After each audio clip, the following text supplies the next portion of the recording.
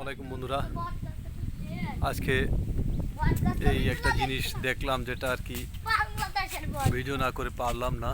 যে দেখেন কত সুন্দর বট ফল হয়েছে। এটা যদি মানুষের খাওয়ার কোনো ফল হতো আমার মনে হয় না এইভাবে এত সুন্দর করে থাকতো। এই কাঁচা থাকতেই খেয়ে ফেলতো।